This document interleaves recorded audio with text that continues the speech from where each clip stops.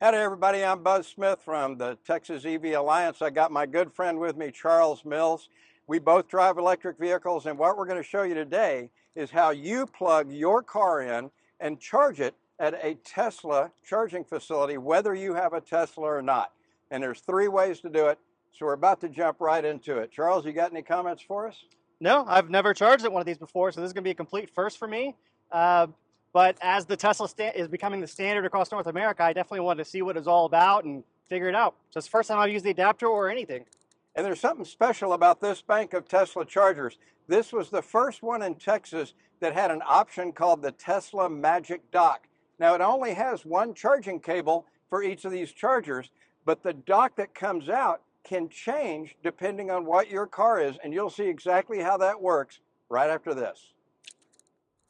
Okay, so this first example is charging a Tesla Model Y at a Tesla charger, and you would expect that to all be very easy and everything to flow very easily. That's all true, but there's not much inconvenience on the other cars, but there is a little bit of difference. We're going to take a look at that now.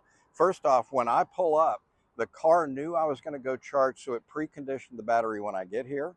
When I come outside the car, I could just tap the touchscreen inside to open the charge port, or I can come back here and tap on it. And as long as my key or my phone are nearby, it'll go ahead and unlock the charge port.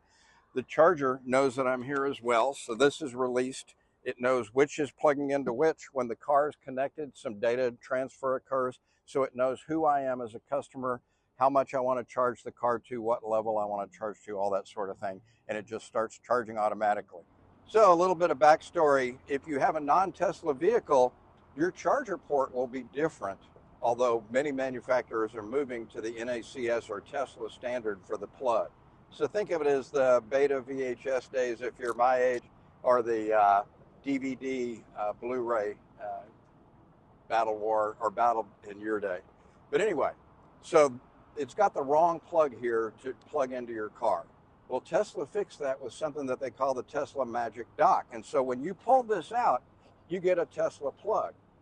But if you show up like Charles does, and you've got the app for your non-Tesla car, and it knows it's a non-Tesla car, when you pull this out, it's going to have wrapped around this head a different plug that will plug into your car. That's the Magic Dock, and it magically appears on there if you need it and doesn't appear if you don't. Now, there is another way to do this if you're at a Tesla place that doesn't have a Magic Dock, but Charles will cover that for you in just a little bit. I just want to make you aware of what's happening here is we're going to pull this thing out, and it's going to have a different head on it than it did when I pulled one out for my car. So let's check that out. Charles? All right, yeah, so as Buzz said, I am going to do the Magic Dock and the adapter today. We're going to start with the Magic Dock. Now, having said all of that, I have never charged at a Tesla station before. So I've only charged all the third-party ones, most notably probably Electrify America, and that's because they had a 2-year deal with Hyundai owners, 2 years of free charging. I also found out that there's two kinds of Tesla stations. There's the destination ones, and then there's like the superchargers like this. Whereas Electrify America, they'll have the different spaces lined up. So you'll have your level 2, which charges at a slower rate, versus the DC fast charging and all that. So this should be the fast charging. So I'm recording the app, so I'm going to show you exactly what I'm doing. I'm going to go to the top right, and then we're going to go roll down to charge your other EV. Now, I've already put my car information in there and my credit card just to save time, but other than that, I've never used this before. You charge your EV, it's going to find the station near me, which is the one I'm standing at, and I'm going to hit charge now, and I got to find my post, which is 1D, and then I'm going to hit unlock adapter. Okay, now we did find out that this, you have to press the button on this as you pull it out, because none of the instructions say that. So push it in and out, but you have to hold the button while you're pushing it in. So I'm going to do that right now, and then we're going to charge and see how it goes.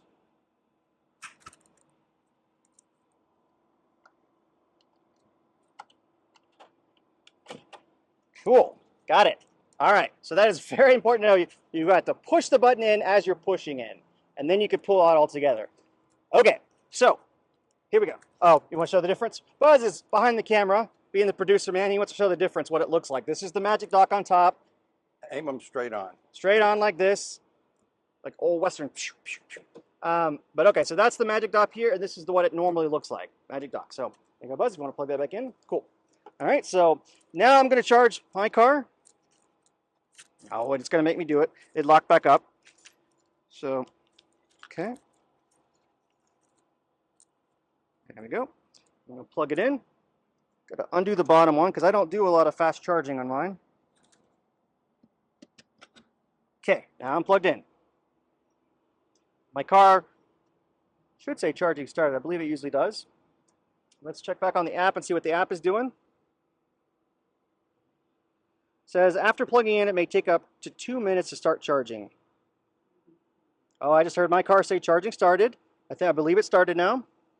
Okay, so we're going to go to the inside of the car and see what it's looking like. Okay, now we're sitting inside my car. This is what it looks like. We just plugged it in with the Magic Dock. And as you can see, it's 83%, and it's telling me 25 minutes to 100%, and it's charging at 97 kilowatts. Now over here on the other screen, you can see it's showing the same stuff. You've got my car here with 83% on the battery. It's telling me the range I could go. So it's telling me if I left the AC on, which we're in Texas and it's hot, even though the sun's not really out right now. But at this moment, I would have 242 miles with the AC on. If I turn it off, I have 262. That's, again, because I like it cold. But that's pretty much what we're showing here. And it does appear to me to be charging a lot faster than Buzz's is. But like he said, I'm over 80%, so it's not doing like the ultra fast charging. But I think we're going to stop now, and we're going to go and we're going to use my adapter instead to see how that looks. Okay, so what you just saw was a Tesla charger that has the Magic Dock. Now, not all Tesla chargers do, so if you're going out on a long road trip and you're going to need to use the Tesla charging network, make sure you do your search ahead of time. Make sure you know if you need the Magic Dock that you've got that. But there's another possibility. You can buy your own version of the Magic Dock that you carry with you on the road. On one side, it's got the Tesla female adapter, so you plug the cord into that. On the other one, in this case, it's got what's called a CCS1 DC fast charger plug. So this is what would plug into a car like Charles's. So if you come to a Tesla charger that doesn't have a Magic Dock, you can bring your own along with you, which is what we're going to show you next. So Charles, why don't you walk us through that? Yeah, and a lot of companies will actually give you these free, like Hyundai mailed me for free. They just sent out a thing, said if you wanting one, we'll mail you one. So they're kind of taking care of their customers that bought it before they switched over to the standard. So you still use the app to start the charging and everything, right? Yep, and I've got my screen record just like last time. Let's go to charge your other EV. Same thing, I'm going to find it's getting really bright out here, but we're going to find... And hot. Yep, always, always. And I am going to use 1D. Same instructions. So here we go. I'm going to, instead of doing the push the button and pull up, I'm just going to pull this out. And I'm going to plug this into the back here in this one. Okay, then we're going to go here. Take out the little thing.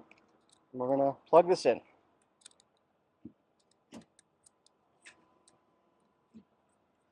Okay, and like I said, my car will say charging started. Once it's detected, you'll feel it all click, and my door handles and all that will automatically lock because that's how I've got it set up to do it. Let's see what the app is saying. Initializing charging. Car just said charging started. So I believe we are good to go. We're now inside my car. This is with the adapter that I got from Hyundai. And it looks to be about the same speed. Because that was one of my questions. Is it going to charge at the same speed with the Magic Dock or the adapter? Will there be differences? Doesn't appear to be. So 86%, 97 kilowatts an hour, 23 minutes to 100%. And then same thing over here. Car showing me the 80% on the battery. 250 miles right now if I left with the AC on the way I like it, or 30 more miles if I had the AC off. So you can tell using the AC a lot here because it's hot. So there we go. Cool. Okay, so that's pretty much how you charge at a Tesla charger, whether you have a Tesla or a non-Tesla vehicle. It's a little bit hot here, so we're going to run through a summary pretty quick for you. There were three ways to show to charge. One of them was in my car, which is a Tesla, so that's pretty much a no-brainer. And then Charles shows us two methods, and those were? The Magic Dock and then the adapter. Yeah, and the adapter, as he said, came from his car's manufacturer, free of charge. So if you've bought a EV fairly recently that doesn't have the Tesla adapter yet, check with your manufacturer, see if they have a charger for you. It usually takes a few weeks before you receive it, but if you do a big road trip, that's going to be something you want to see. Also, there should be something that and we're going to cover this in just a little bit, but I want you to think about taking a portable charger on the road with you. And we'll cover that in just a little bit, as I said. But the importance of that is you will get to some places where there aren't any chargers, Tesla or anybody. And it might be an important thing for you to have your own portable charger with you where you can plug into a dryer outlet in somebody's garage, an RV park, a trailer park, a national park campground may have this, a KOA campground may have this. Anywhere where an RV or a mobile home may plug in and power that item, it can charge your car. So we'll cover that in just a little bit. So like I said, it's getting a little warm here. We're going to be done for this part. Next up is taking that portable charger on the road with you. So hopefully you got something out of that. I know we did. This was our first time to give this a shot with the Magic Dock and all, and there were some snags, but we learned from that and got that information for you. What do you want to talk about here at the end? Well, just I know that my car has a fairly fast charger on it. So, Yes. but basically, it's both sides of the equation have to kind of talk to each other, right? That's how it works. Like, Yeah. it's what you're calling a charger, even though it's not a charger, the station, and then the car. Yeah. They both contribute to the overall speed, how fast your car will charge at. Yes, and in fact, you're exactly right. The Kias and the Hyundais especially have an 800-volt system, so they charge a lot faster than some of the other EVs out there. Now, both of ours were charging fairly slow today, but both of our cars were already past the 80% full mark, which caused them to slow down. But here's the thing to think about as far as what you saw with a charger today. This is a charger. It's just a connection from your electric source to the electric device you want to charge. So if you can plug in a phone, you can plug in your car. It's really that simple. Now, one thing to think about though, is when you're buying an EV. So those of you that haven't bought an EV yet, remember this, that kilowatts we were talking about, how fast the energy was flowing into the car, different cars have different capabilities in that respect. Some are much faster at charging, like Charles's, and there are some vehicles out there, say the original Bolt EV, that charge pretty slowly by modern standards. The difference is both of them are great commuter cars, but if you're going to do regular long distance trips across the state, let's say, you might want to think about a car that charges a little faster. For each kilowatt hour, again, that's like a unit of energy, like a gallon of gasoline. For each kilowatt hour that you put into the car, that's approximately 3.6 miles of travel. So the Bolt EV went 50 kilowatt was the energy input speed. 50 times 3.6, we'll round it to 4 to make it easily, is about in an hour you can put 200 miles of range in. If you have a car that does 300 kilowatts, then in an hour you're putting in 900 miles of range. That's much better for a long distance trip. Just something to think about. So if you're thinking about getting your first EV and you know you're going to take long road trips, get one that charges fast. That'll be important to you. One other thing, here's another prop I'll bring out. Charles had showed that he had a converter that went from CCS, or actually it went from NACS. It went from the Tesla charger to CCS, which is what his car uses. My car would need exactly the opposite, and guess what? I've got it. So I've got the female CCS instead of the male plug you've got for CCS. So if I'm at a non-Tesla charger, I plug that charger into this, and then this part, the Tesla NACS port, which is male now instead of the female that he's got on his, would plug right into my car. So this lets me charge at non-Tesla chargers. Now, another thing to think about. Well, and we should also say, like, the NACS has become the standard here. So, like, most new cars are having that on them, right? Like, Yes. in North America, at least. In North America, most manufacturers have said they're going to the NACS or Tesla plug standard. Quite honestly, it's a more elegant design. It's a smaller design. It's much more convenient. It's like Beta and VHS. Who cares which standard they go with? It's just how you get electricity. Beta was better and they lost. So here we go. Now, the other thing is portable chargers to take on the road with you. Portable chargers and home chargers, by and large, are going to be level 2 or level 1 chargers, which are much, much slower than DC fast charging. But if you're camping out overnight and you've got an outlet nearby, or if you're staying at a hotel, a level 2 charger would fill that battery up overnight while you sleep, even if it was completely empty. So, in case I'm ever in an area where there's no chargers, no Tesla chargers, no standard EV chargers from other types, but no chargers at all, I want to make sure I can still get my car refueled. And so the way that I do that is I have a portable charger. Now this plugs into a wall outlet. This plugs into my car. This is what's called a J1772 port, which would plug right into Charles's car and charge at level 2, which is about 25 miles of driving for each hour that you're plugged in. In a 10-hour night, you could put in 250 miles of range. I have another adapter, just like we were talking about earlier. This one now will plug into my Tesla. So I can use the exact same charger that we could use for Charles's car, could be used for my car with that one little adapter. And yes, it was supplied by the manufacturer Tesla. So I got that for free. Yeah, and the Tesla standard, the NACS, it's the same plug whether you're quick charging or regular charging. Whereas you saw on mine, you almost have like two different sockets to plug into when you're doing it. Right, right. Whereas my old Leaf had the Chatamo, which, yes, which that dominated everything for a while. No, just kidding. No, it did in the early days. I can't find that, and I mean, and they don't make adapters for them, I'm assuming now. Now let's talk. This is the part we've been talking about, the part of the charger that plugs into the car, or in the case of this thing, into the phone. Let's talk about the other end that plugs into the power source. You also need to have variations there, because quite a lot of us are used to, thank you, Charles. Yep. And I'm going to hand this to you. Okay. Charles will be my spokesmodel.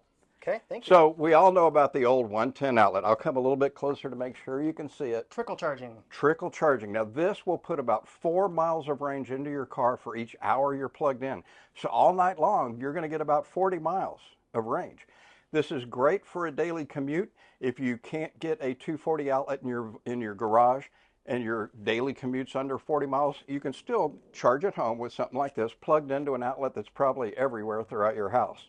Next up from that, though, for faster charging, to get to that 20-25 miles of range per hour that you're plugged in, you need a 240 outlet type plug. Think of your dryer, your electric clothes dryer.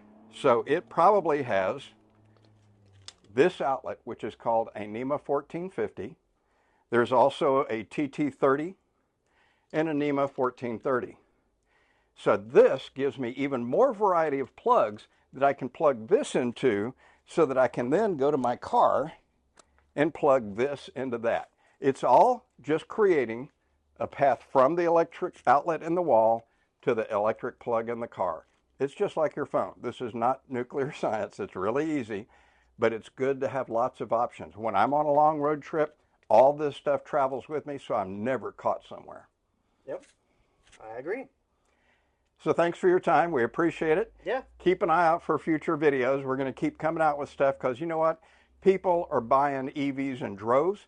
Just yesterday in Texas, we registered our 400,000th electric vehicle in the state of Texas, and it's increasing at 45% a year. So about every 20 months, that number doubles.